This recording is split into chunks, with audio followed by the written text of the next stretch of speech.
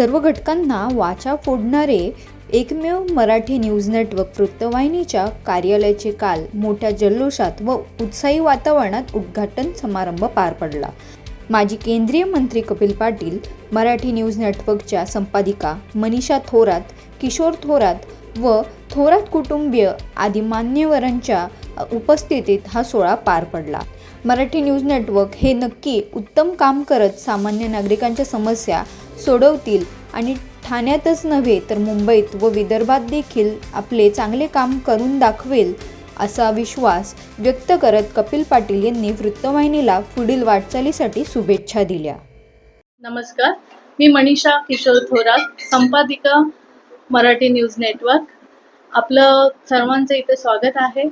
आज आपल्या इथे माननीय केंद्रीय माजी मंत्री कपिल पाटील साहेब इथे उपस्थित आहे।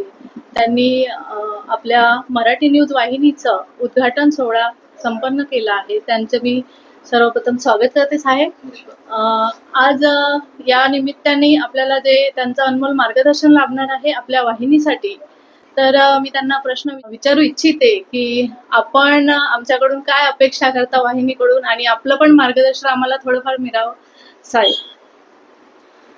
मराठी न्यूज नेशन ह्या चॅनेलचं, वृत्तवाहिनीचं सगळ्यात आधी उद्घाटन झालं असं मी जाहीर करतो आणि या वृत्तवाहिनीच्या संपादिका मनीषा थोरात यांचे सर्व सहकारी यांना मी शुभेच्छा देतो।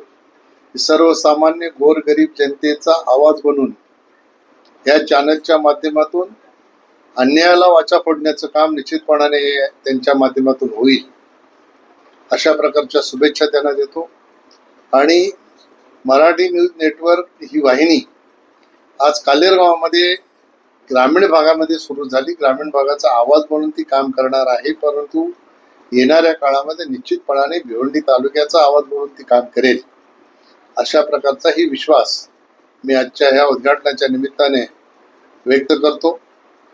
खऱ्या अर्थाने लोकशाहीचा चौथा स्तंभ म्हणजे पत्रकारिता आणि ज्याला कोणीच न्याय देऊ शकत नाही त्याला पत्रकारिता ही निश्चितपणाने न्याय देण्याच्या भूमिकेत नेहमीच असते। गरिबाचा आवाज, गरीब असो, श्रीमंत असो, कष्टकरी असो, शेतकरी असो, कामगार असो, त्यांचा सगळ्यांचा आवाज बनवून जर कोणी खऱ्या अर्थाने त्यांना न्याय देण्यासाठी काम करत असेल तर ते न्यूज चॅनलवाले करत असतात। आज कालेर गावामध्ये ही वृत्तवाहिनी सुरू झालेली आहे। निश्चितपणाने यांचा प्रवास आज कालेरपासून सुरू झालेला हा मुंबईपर्यंत पोहोचण्यासाठी त्यांना तमाम कालेरकर वासियांच्या वतीने मी शुभेच्छा देतो। धन्यवाद साहेब। आणि यांनी जे जे आम्हाला सांगितलं आहे त्यांचं आम्ही नक्कीच पालन करू। राजकीय, सामाजिक आणि प्रत्येक क्षेत्रातील न्याय मिळवून देण्याचं काम आमच्या तर्फे होण्याचा नक्कीच प्रयत्न करू। थँक्यू।